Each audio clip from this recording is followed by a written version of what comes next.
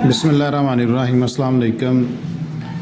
हम तिब के कोर्स का आगाज़ करने लगे हैं। अगर आप नज़रिए की तिब सीखना चाहते हैं तो इस चैनल को आप सब्सक्राइब कर सकते हैं। आपको आसान तरीके से तिब की जो फार्मूलेशन है या कुलियात हैं वो समझाई जाएंगी और वन बाई वन करके तमाम बुक्स का तारुफ और उनके अंदर लिखे हुए टॉपिक्स मज़ामीन को बड़ी डिटेल के साथ आपको समझाया जाएगा। इंशाल्लाह आप एक अच्छे तबीब बनने के काबिल हो जाएंगे इस कोर्स को पढ़ने के बाद। तो कुलियात जो नज़रियाती तिब है या नज़रिए की हिकमत है उसके अंदर कुलियात की बड़ी इम्पोर्टेंस है।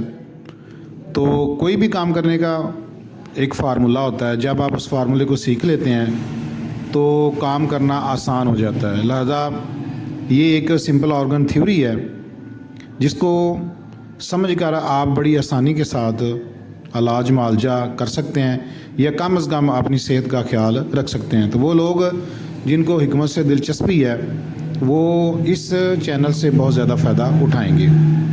तो आइए सबसे पहले सेहत की तारीफ़ करते हैं। आलमी अदारा सेहत वर्ल्ड हेल्थ ऑर्गेनाइजेशन ने सेहत की तारीफ़ इस तरह की है, सेहत सिर्फ बीमारी और गैर सेहतमंदी से निजात का नाम नहीं है, बल्कि जिस्मानी, नफसियाती, मुआशरती और समाजी खुशहाली के ऐसे माहौल का नाम है जिसमें हर फ़र्द अपनी बेहतरीन जिस्मानी और ज़हनी सलाहियतों के साथ अपना किरदार बखूबी अदा कर सके।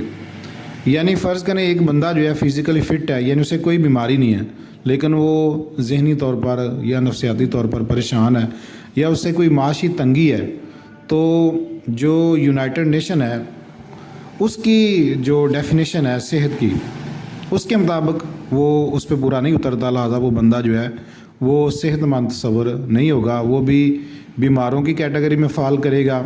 और जब तक उसकी परेशानी कोई माशी है, समाजी है, अखलाकी है, रूहानी है, जब तक वो दूर नहीं होगी हम उसको सेहतमंद नहीं कह सकते। तो ये सेहत की तारीफ़ आपने याद रखनी है, बल्कि आप इसके नोट्स बनाएं और लिखते जाएं। इंशाल्लाह आपको मुख्तसर और जामे जो है वो डेफिनेशंस और मुख्तसर जो है वो कॉम्प्रिहेंसिव तरीके से तमाम चीज़ों को कवर करवाया जाएगा।